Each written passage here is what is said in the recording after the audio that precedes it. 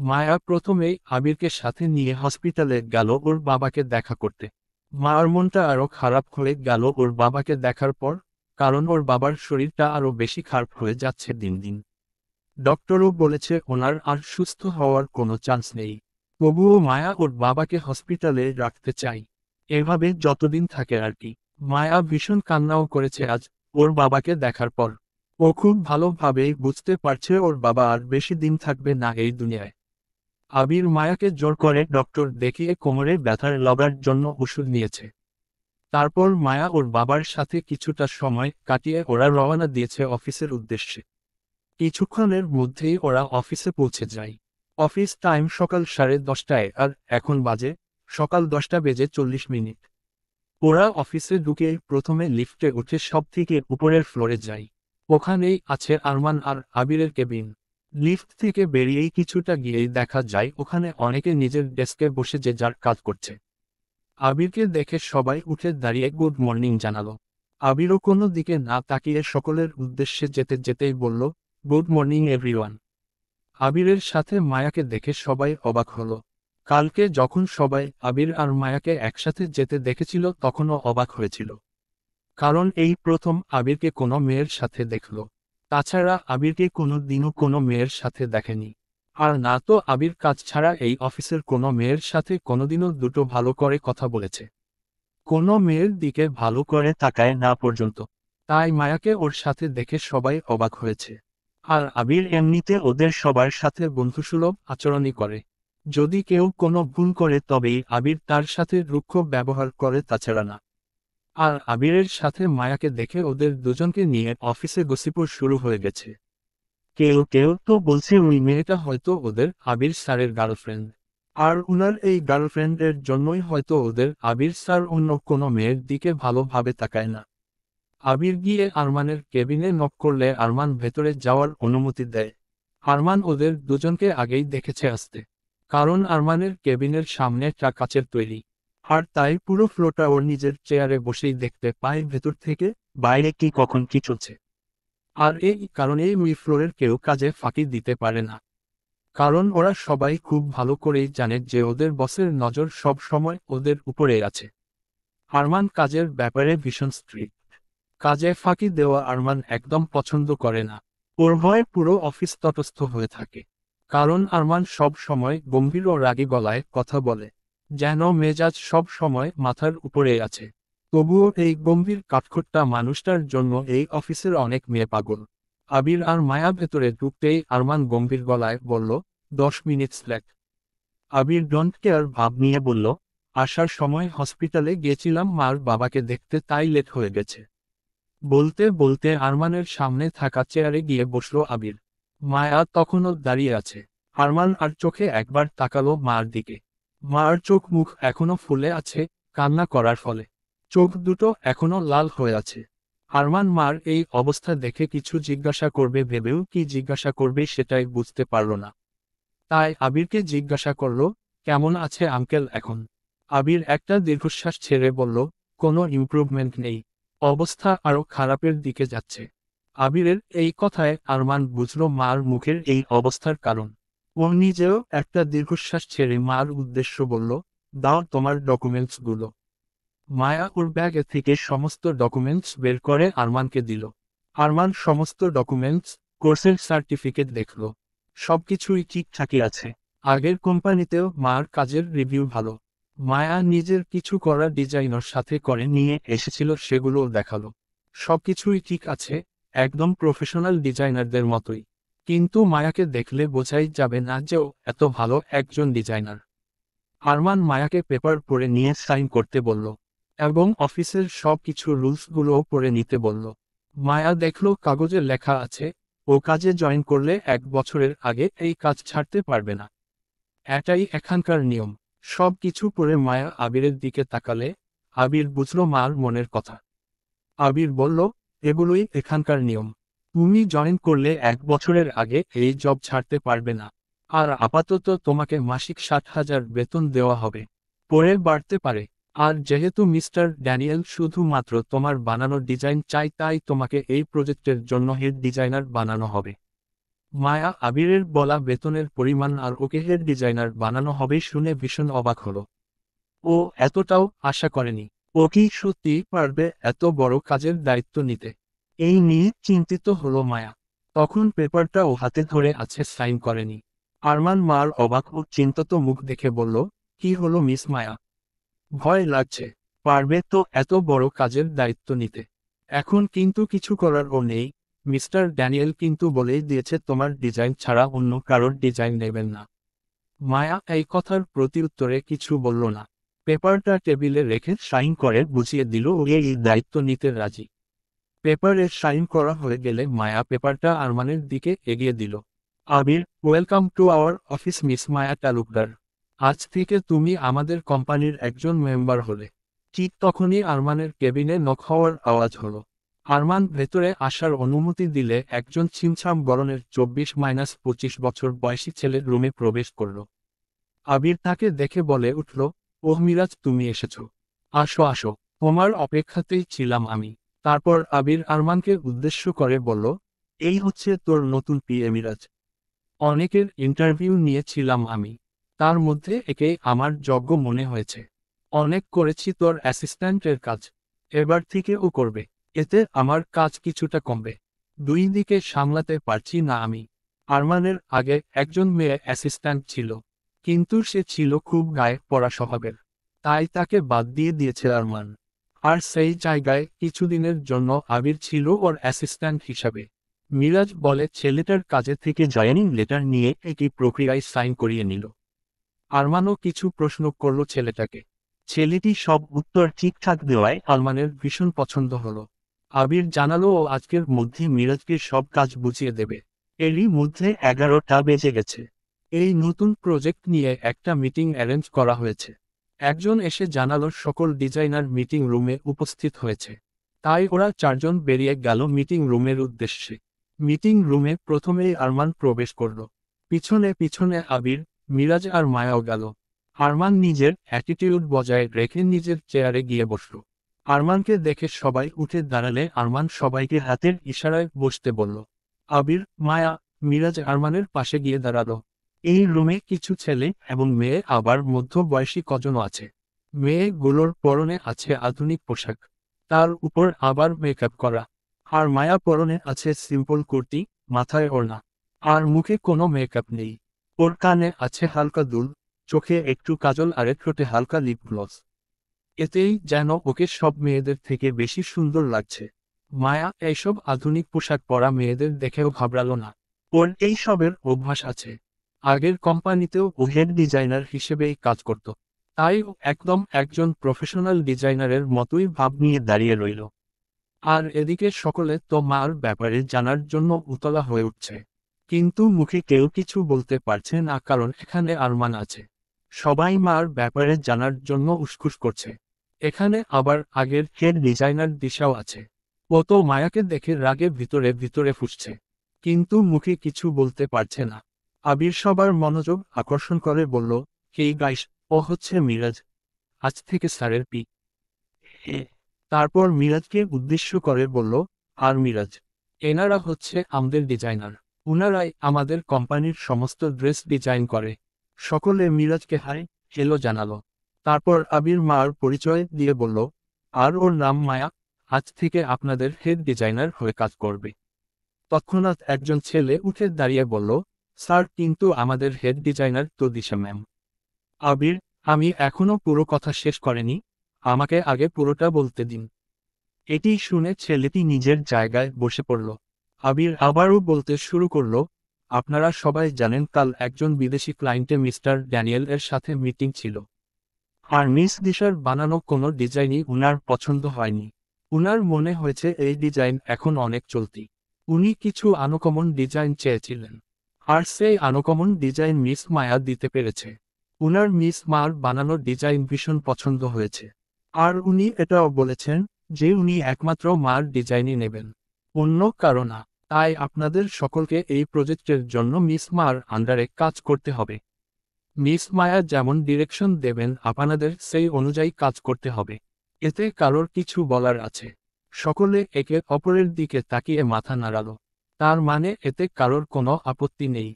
ঠিক তখনই মিস দিশা উঠে দাঁড়িয়ে বলতে লাগলো, আমার সকলকে কিছু বলার আছে। এই মিস মায়া হচ্ছে আমাদের স্যারের। আর বলতে পারল না দিশা। ওকে মাঝপথে থামিয়ে দিয়ে আবির রেগে বলল, মিস দিশা, এখানেই থামুন। এখানে কাজের কথা চলছে। তাই এমন কিছু বলবেন না যাতে আপনাকে আপনার কাজটা হারাতে হয়। তাই ভালো হবে নিজের মুখটা বন্ধ রাখুন। আরমান আবিরকে রেগে যেতে দেখে ওর দিকে তাকালো। আরমান, মায়া এবং আবির ভালোই বুঝতে পেরেছে দিশা কি বলতে চাইছিল। কালকে আরমান মিস্টার ড্যানিয়েলকে প্রথমে মার পরিচয় হিসাবে জানিয়েছিল মায়া ওর সার্ভেন্ট। আর সেটা দিশাও শুনেছিল। আর এমনিতেও দিশা মার উপরে রেগে আছে। রেগে থাকারই তো কথা। মায়া যেহেতু ওর জায়গাটা নিয়ে নিয়েছে তাই ও মার প্রতিহিংসায় জ্বলছে। কিন্তু ও বুঝতে পারছে না যে মায়া ওর যোগ্যতায় ওর জায়গাটা পেয়েছে। আর দিশা নিজের কাজের জন্য নিজের জায়গাটা হারিয়েছে। দিশার আগে অপমানে নিজের কথা শেষ না করেই বসে পড়ল। আবির দিশাকে উদ্দেশ্য করে আবারও বলে উঠল, মিস দিশা, আপনাকেও মিস মার আন্ডারেই কাজ করতে হবে। মিস মার সাথে আপনাকে কোঅপারেট করে চলতে হবে। এটা একটা অনেক বড় একটা ডিল। তাই আমরা চাই না এই প্রজেক্টটাতে কোনো রকম ভুল বা ত্রুটি থাকুক। আশা করি কথাগুলো সবার মাথায় ঢুকেছে। সকলে মাথা নাড়িয়ে সায় জানালো। আবার কেউ ইয়েস স্যার বলে উঠল। মিস দিশা মার প্রতি ক্ষোভ নিয়ে মনে মনে বলল, কখনো না। এই মেয়ের আন্ডারে কাজ করা তো দূরে থাকলে এই মেয়ে কিভাবে এই ডিল সাকসেস করে তাই আমি দেখব। খুব শখ না আমরা পোস্ট ছিনিয়ে নেওয়া। ওর এই শখ আমি ঘুচিয়ে দেব। আমিও দেখব এই মেয়ে আমি থাকতে কিভাবে এই কোম্পানিতে কাজ করে। এই মেয়েকে যদি আমি না তাড়িয়েছি তাহলে আমার নামও দিশা নয়। এতক্ষণ আরমান চুপ ছিল। এবার ও নিজের অ্যাটিটিউড বজায় রেখে গম্ভীর গলায় বলে উঠল, আবির তো সবকিছু বলেই দিল। আমি শুধু এটুকু বলবো, সবাই এই প্রজেক্টে নিজেদের বেস্টটা দিবেন। আর মিস মায়া নতুন তাই উনার সাথে ভালোভাবে মিলেমিশে কাজ করবেন। এটা কোটি কোটি টাকার ডিল। আর এই ডিলটা সাকসেস হলে আমাদের কোম্পানি আরও কিছুটা উপরে উঠে যাবে। তাই আমি চাই না এই প্রজেক্টে কোনো রকম সমস্যা হোক। এই ডিলটা সাকসেসফুল হলে আপনাদের মাইনের কিছুটা বাড়িয়ে দেওয়া হবে, সাথে বোনাস তো আছেই। আশা করছি সবাই নিজের বেস্টটা দিয়ে কাজ করবেন। সকলের সমস্বরে ইয়েস স্যার বলে উঠল। এরপর আরমান মিস দিশাকে উদ্দেশ্য করে বলল, মিস দিশা, জানি হয়তো আপনার খারাপ লাগছে, যেহেতু আপনার পোস্ট অন্য কাউকে দেওয়া হলো তাই খারাপ লাগাটা স্বাভাবিক। কিন্তু আপনার চিন্তা নেই, আপনাকে যেই মাইনে দেওয়া হতো সেটাই দেওয়া হবে। আর আশা করি আপনি আমাদের কোম্পানির খারাপ চাইবেন না। আর আপনি তো জানেনই, মিস্টার ড্যানিয়েল উনার বানানো ডিজাইন চেয়েছেন। তাই আশা করছি আপনিও আমাদের কোম্পানির ভালোর জন্য মিস মার সাথে মিলেমিশে কাজ করবেন। দিশা কিছুটা ঘাবড়ে গেল আরমানের কথা শুনে। আচ্ছা, স্যারের কি মন পড়ার ক্ষমতা আছে নাকি? না হলে ওকে হঠাৎ এভাবে বলল কেন? না না, কি সব ভাবছে ও? স্যার কিভাবে ওর মনের কথা জানবে? ওর মাথাটাই গেছে মনে হচ্ছে। মনে মনে এগুলো ভেবে নিজেকে স্বাভাবিক করে বলে উঠল দিশা, ইয়েস স্যার। আরমান আবারও গম্ভীর গলায় বলে উঠল, আজ থেকে সবাই মিস মারও অর্ডার মেনে চলবেন, এটাই আমার অর্ডার। সকলে আবারও সমস্বরে ইয়েস স্যার বলে উঠল।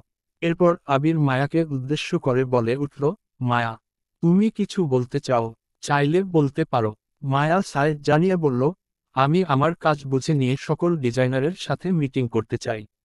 আর সকলকে কাজ বুঝিয়ে দিতে আমার এই মিটিং রুমটা প্রয়োজন হবে। আরমান, মিস মায়া, আপনি আপনার সকল কাজের আপডেট দিয়ে আপনি আপনার মতো কাজ করতে পারেন, কোনো অসুবিধা নেই। মায়া, ঠিক আছে স্যার। আমি আজকের দিনটা সময় চাই। আমি আমার কাজ আজকেই শুরু করব। আর কালকে সকলের সাথে মিটিং সেরে কালকেই সকলের কাজ বুঝিয়ে দেব। আবির, ঠিক আছে। সবাই শুনে নিয়েছেন। ও অফিস টাইম সকাল 10:30টায়, তো সবাই ঠিক 11টার সময় মিটিং রুমে উপস্থিত থাকবেন। কাল মিস মায়া আপনাদের সকলকে আপনাদের কাজ বুঝিয়ে দেবে। আজকের মিটিং এখানেই শেষ হলো। আপনারা সবাই যে যার কাজে যেতে পারেন। আবিরের কথা শেষ হতেই সবাই একে একে বেরিয়ে গেল মিটিং রুম থেকে। মিস দিশা বেরোনোর সময় মার দিকে ঘুরে একবার জ্বলন্ত চোখে তাকালো। তা কারোর চোখে না পড়লেও আরমানের চোখে ঠিকই পড়ল। সবাই বেরিয়ে যেতে মিটিং রুমে এখনো রয়ে গেল আবির, আরমান, মিরাজ আর মায়া। আরমান, আবির, মার জন্য আমার কেবিনের সামনে যেই কেবিনটা আছে ওটা রেডি করতে বল। আর মিরাজকে আজকের মধ্যেই সব কাজ বুঝিয়ে দে। আর মায়া, তুমি তোমার কাজের প্রতিটা আপডেট আমাকে দেবে। মায়া, ঠিক আছে স্যার। আরমান ওর কথা শেষ করে উঠে চলে গেল। আবির, মায়া আর মিরাজের উদ্দেশ্য বলল, চলো আপাতত মার কেবিন রেডি করতে বলে তোমাদের পুরো অফিস ঘুরিয়ে দেখাই। ওরা সায় জানিয়ে আবিরের সাথে বেরিয়ে গেল দাঁড়ি। আবির প্রথমে আরমানের কেবিনের সামনের ছোট কেবিনটা খুলে দিল মার জন্য। তারপর ওদের অফিস যারা পরিষ্কার করে তাদের একজনকে বলল পরিষ্কার করে দিতে। এরপর ওদেরকে নিয়ে পুরো অফিস ঘুরতে শুরু করলো। আবির কিছুটা অবাক হলো আরমান মায়াকে তার সামনের কেবিনটা দেওয়ায়। মিস দিশা ওদের ডিজাইনার হলেও ওকে সকল ডিজাইনারের সাথে বসেই কাজ করতে হয়েছে। মিস দিশাকে কোনো পার্সোনাল কেবিন দেওয়া হয়নি, কিন্তু আরমান মায়াকে পার্সোনাল কেবিন দিল। আর সবথেকে বড় কথা হলো আরমান আর মার কেবিনের মাঝের দেওয়ালটা কাচের তৈরি, যার কারণে আরমান চাইলে নিজের কেবিনে বসে মার কেবিনের পুরো দৃশ্য দেখতে পাবে। কিন্তু মার কেবিন থেকে আরমানের কেবিনের দৃশ্য দেখা যাবে না।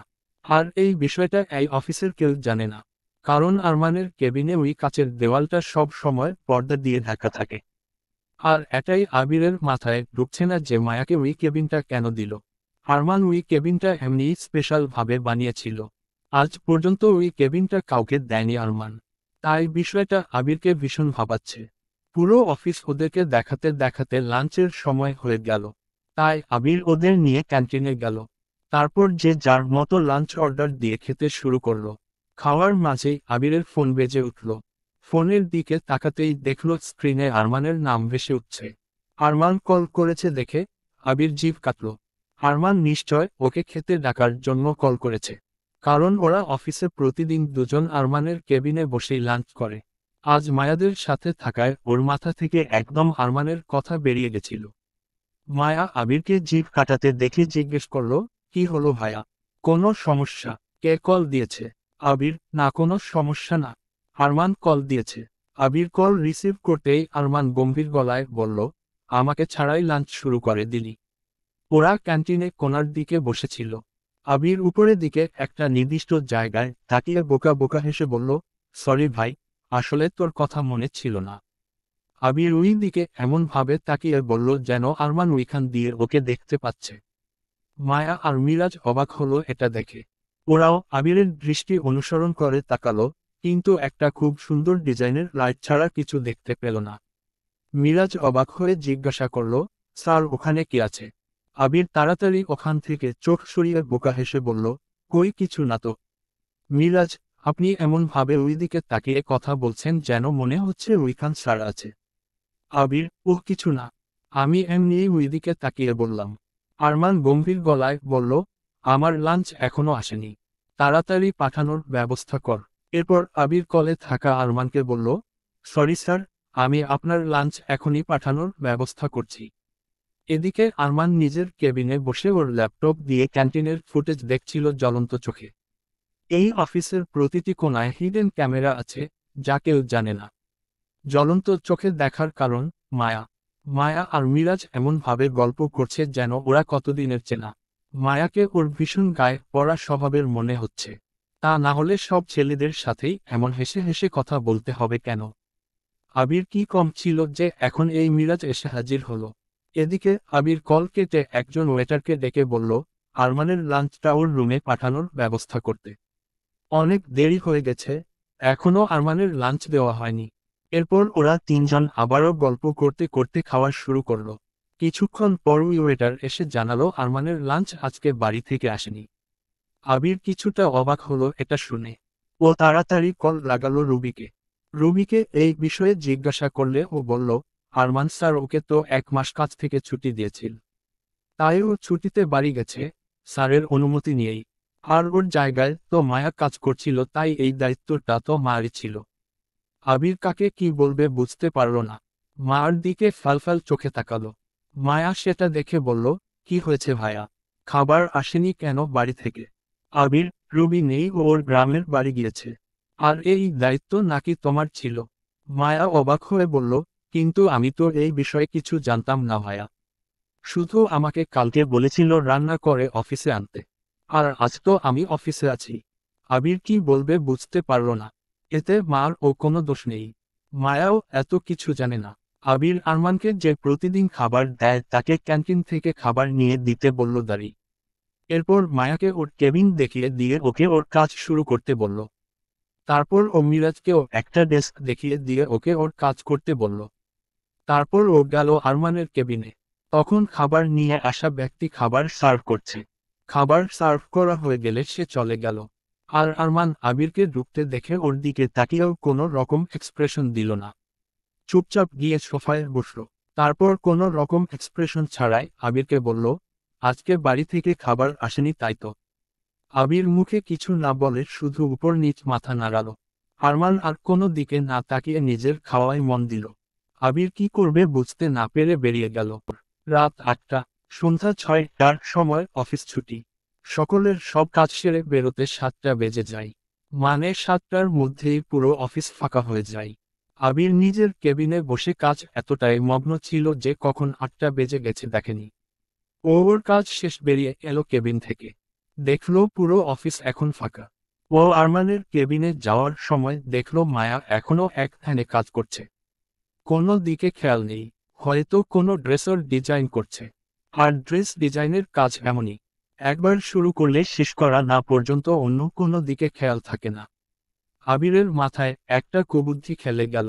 ও জানে আরমান এখনো অফিসে আছে, তাই ও আর কাউকে না ছাড়িয়ে চুপচাপ বেরিয়ে গেল অফিস থেকে। তারপর একাই নিজের গাড়ি নিয়ে রওনা দিল বাড়ির উদ্দেশ্যে। কিছু দূর গিয়ে কল লাগালো আরমানের নাম্বারে।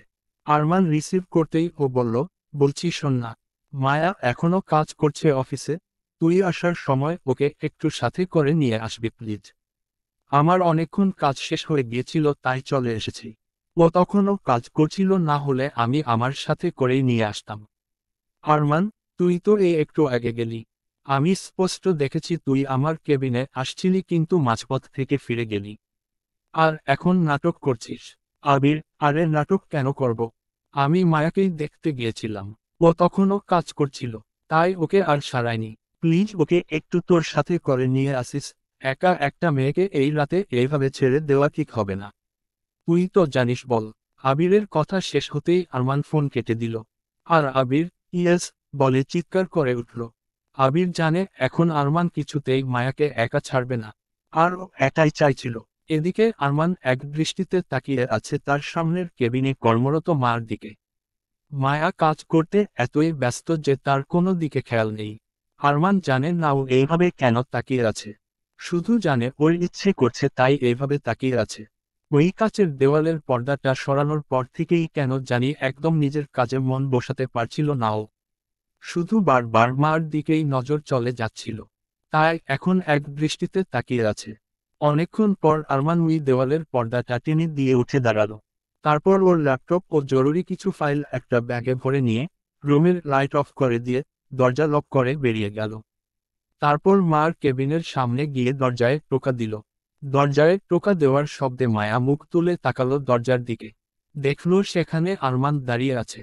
আরমান মায়াকে ওর দিকে তাকতে দেখে বলে উঠল, কাজের দায়িত্ব নিয়েছ বলে কি সারারাত কাজ করবে?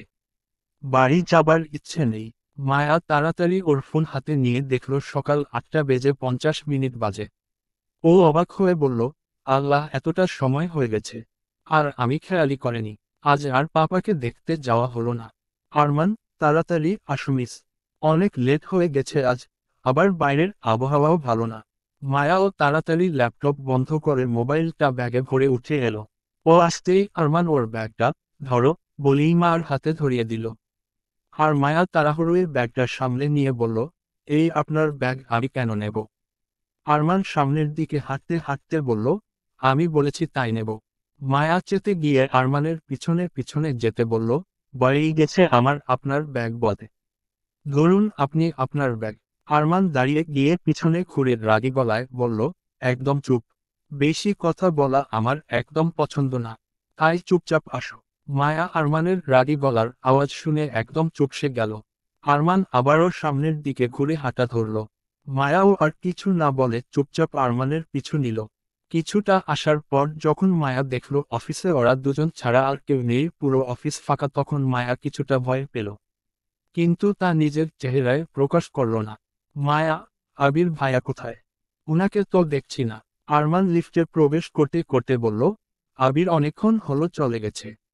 মায়া অবাক গলায় বলল, আমাকে না নিয়েই চলে গেল।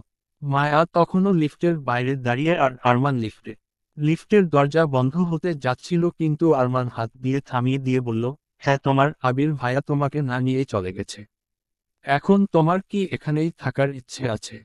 মায়া তাড়াহুড়ো করে লিফটে ঢুকতে ঢুকতে বলল, না, এই তো আসছি বলিয়ে লিফটে উঠে গেল। তারপর নিচে এসে আরমান একজন সিকিউরিটিকে বলল পুরো অফিসের লাইটার অফ করে সবকিছু ঠিক আছে কিনা দেখে নিয়ে তালা দিয়ে দিতে। এই অফিসেও অনেক গার্ড আছে গার্ড দেওয়ার জন্য। তাদের মধ্যে বিশ্বস্ত একজনের কাছে এই অফিসের চাবি থাকে। দুইজন আরমানের কথা মতো গেল সবকিছু ঠিকঠাক আছে কিনা দেখতে। এটা ওদের রোজকার কাজ। আরমান মায়াকে দাঁড়াতে বলে গাড়ি আনতে গেল। আরমান গাড়ি নিয়ে এসে মায়াকে উঠতে বললে মায়া বললে, আমি আপনার সাথে যেতে পারবো না। আরমান রেগে বলল, আমার সাথে একদম নাটক করবে না। অনেকটা দেরি হয়ে গেছে। আকাশের অবস্থাও ভালো না। মায়া আকাশের দিকে তাকিয়ে দেখল মেঘ গুড়গুড় করছে। যে কোনো সময় বৃষ্টি নামতে পারে। আর আরমানের অফিস থেকে মেইন রোড যেতে অনেকটা। এখানে কোনো ক্যাবই পাবে না। তাছাড়া ক্যাবের ড্রাইভারের থেকে আরমানই বেশি বিশ্বস্ত। মায়া এসব ভাবতে ভাবতে আবারও আরমানের ধমকানো আওয়াজ শুনতে পেল, এই মেয়ে তোমার কানে কথা ঢোকে না। এসো বলছি। মায়া আরমানের ধমকে চমকে উঠে তাড়াতাড়ি গাড়িতে উঠে বসল। মায়া উঠে বসতেই আরমান গাড়ি স্টার্ট দিল। এরপর ওরা রওনা দিল বাড়ির উদ্দেশ্যে। কিছু দূর যেতে না যেতেই বৃষ্টি শুরু হলো। সাথে ঝড়ো হাওয়া। আস্তে আস্তে বৃষ্টির বেগ বাড়তে লাগলো। সাথে প্রচণ্ড জোরে বজ্রপাতে। ওরা অর্ধেক রাস্তা চলে এসেছে। আর অর্ধেকটা গেলেই বাড়ি পৌঁছে যাবে। ঠিক তখনই ওদের গাড়িটা জোরে আওয়াজ তুলে বন্ধ হয়ে গেল। আর এদিকে মায়া ভয় সিটিয়ে গেছে। রাস্তার ধারের গাছগুলো এত দুলছে যেন মনে হচ্ছে ভেঙে ওদের গাড়ির উপর পড়বে। এদিকে আরমান অনেক চেষ্টা করার পরও গাড়ি স্টার্ট নিল না। তখনই কিছুটা দূরে জোরে বজ্রপাত হলো। আর ওদের সামনে একটা গাছ মরমর করে আওয়াজ তুলে ভেঙে পড়ল। মায়া ভয়ে চিৎকার করে উঠল। অতিরিক্ত ভয় পেয়ে মায়া কাঁপতে শুরু করলো। এমন পরিস্থিতিতে কখনো পড়েনি। আর এমনিতেও বজ্রপাতে ভীষণ ভয় পায় মায়া। আগে যখন বজ্রপাত হতো তখন মায়া ওর পাপার একদম বুকের কাছে বসে থাকত। ছোট থেকে বজ্রপাতে ভীষণ ভয় পায় মায়া। এখন তো আবার ওরা মাঝ রাস্তায় আছে। চারিদিকে বিদ্যুৎ চমকাচ্ছে। আশেপাশে গাছ ভেঙে পড়ছে। এত কিছু দেখে ভয় মার প্যানিক অ্যাটাক শুরু হলো। কেমন থরথর করে কাঁপতে লাগলো ও। মুখ দিয়েও আর কোনো আওয়াজ বের হচ্ছে না। এদিকে আরমানও মার এমন অবস্থা দেখে ভয় পেয়ে গেল। মায়া সামনের সিটে আরমানের পাশেই বসেছিল। আরমান তাড়াতাড়ি মার কাছে গিয়ে ওকে জড়িয়ে ধরে নিজের বুকে টেনে নিল। তারপর বলতে লাগলো, মায়া প্লিজ রিল্যাক্স। ভয় পেও না। কিচ্ছু হবে না। আমি আছি তো। আরমান বলতে বলতেই মায়া জ্ঞান হারালো। আরমান, ও নো, জ্ঞান হারিয়ে ফেললো। Damn it. এখন কি করি? এখনো চারিদিকে বিদ্যুৎ চমকাচ্ছে। বৃষ্টি থামার বদলে বাড়ছে। আরমান কি করবে ভেবে পাচ্ছে না। মাথার উপরের গাছগুলো মনে হচ্ছে ভেঙে পড়বে গাড়ির উপরে। না, গাড়িতে থাকাটা রিস্কি হয়ে যাবে। দূরে বিদ্যুৎ চমকানোর আলোয় একটা ছোট চায়ের দোকানের মতো দেখা যাচ্ছে। কিন্তু দোকানটা ভিতরে থেকে বন্ধ। আশেপাশে আর কোনো ঘরবাড়ি নেই। চারিদিকে গাছপালা। আরমান আর কিছু না ভেবে মায়াকে নিজের কোলে তুলে নিয়ে অনেক কষ্টে গাড়ি থেকে বেরিয়ে এলো। তারপর হাঁটা ধরল ওই চায়ের দোকানের মতো ছোট ঘরটির দিকে। মার মাথাটা ভালো করে বুকে চেপে ধরল। ঝড়ের এতটাই বেগ যে হাঁটতেও কষ্ট হচ্ছে আরমানের। অত স্বাস্থ্যবান মানুষটাকেও মনে হচ্ছে উড়িয়ে ফেলে দেবে। আরমান মায়াকে দাঁড়াতে বলে গাড়ি আনতে গেল। আরমান গাড়ি নিয়ে এসে মায়াকে উঠতে বললে মায়া বললে, আমি আপনার সাথে যেতে পারবো না। আরমান রেগে বলল, আমার সাথে একদম নাটক করবে না। অনেকটা দেরি হয়ে গেছে। আকাশের অবস্থাও ভালো না। মায়া আকাশের দিকে তাকিয়ে দেখল মেঘ গুড়গুড় করছে। যে কোনো সময় বৃষ্টি নামতে পারে। আর আরমানের অফিস থেকে মেইন রোড যেতে অনেকটা। এখানে কোনো ক্যাবই পাবে না। তাছাড়া ক্যাবের ড্রাইভারের থেকে আরমানই বেশি বিশ্বস্ত। মায়া এসব ভাবতে ভাবতে আবারও আরমানের ধমকানো আওয়াজ শুনতে পেল, এই মেয়ে তোমার কানে কথা ঢোকে না। এসো বলছি। মায়া আরমানের ধমকে চমকে উঠে তাড়াতাড়ি গাড়িতে উঠে বসল। মায়া উঠে বসতেই আরমান গাড়ি স্টার্ট দিল। এরপর ওরা রওনা দিল বাড়ির উদ্দেশ্যে। কিছু দূর যেতে না যেতেই বৃষ্টি শুরু হলো। সাথে ঝড়ো হাওয়া। আস্তে আস্তে বৃষ্টির বেগ বাড়তে লাগলো, সাথে প্রচণ্ড জোরে বজ্রপাতে। ওরা অর্ধেক রাস্তা চলে এসেছে, আর অর্ধেকটা গেলেই বাড়ি পৌঁছে যাবে। ঠিক তখনই ওদের গাড়িটা জোরে আওয়াজ তুলে বন্ধ হয়ে গেল। আর এদিকে মায়া ভয় সিটিয়ে গেছে। রাস্তার ধারের গাছগুলো এত দুলছে যেন মনে হচ্ছে ভেঙে ওদের গাড়ির উপর পড়বে। এদিকে আরমান অনেক চেষ্টা করার পরও গাড়ি স্টার্ট নিল না। তখনই কিছুটা দূরে জোরে বজ্রপাত হলো, আর ওদের সামনে একটা গাছ মরমর করে আওয়াজ তুলে ভেঙে পড়ল। মায়া ভয়ে চিৎকার করে উঠল। অতিরিক্ত ভয় পেয়ে মায়া কাঁপতে শুরু করলো। এমন পরিস্থিতিতে কখনো পড়েনি। আর এমনিতেও বজ্রপাতে ভীষণ ভয় পায় মায়া। আগে যখন বজ্রপাত হতো তখন মায়া ওর পাপার একদম বুকের কাছে বসে থাকত। ছোট থেকে বজ্রপাতে ভীষণ ভয় পায় মায়া। এখন তো আবার ওরা মাঝ রাস্তায় আছে, চারিদিকে বিদ্যুৎ চমকাচ্ছে, আশেপাশে গাছ ভেঙে পড়ছে। এত কিছু দেখে ভয় মার প্যানিক অ্যাটাক শুরু হলো। কেমন থরথর করে কাঁপতে লাগলো ও। মুখ দিয়েও আর কোনো আওয়াজ বের হচ্ছে না। এদিকে আরমানও মার এমন অবস্থা দেখে ভয় পেয়ে গেল। মায়া সামনের সিটে আরমানের পাশেই বসেছিল। আরমান তাড়াতাড়ি মার কাছে গিয়ে ওকে জড়িয়ে ধরে নিজের বুকে টেনে নিল।